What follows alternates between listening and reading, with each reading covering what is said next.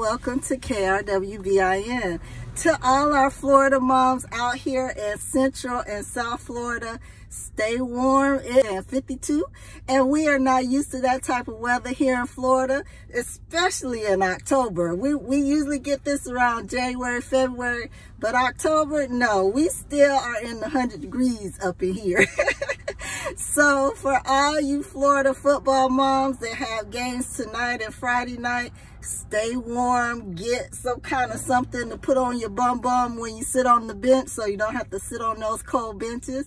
And if you need a hoodie, I have our football mom hoodies available. I also have Hairstylist hoodies, veterans hoodies, and so much more. So shop with us at www.krwbin.com and check out some of my other videos on YouTube via KRWBIN or here on TikTok at KRWBIN.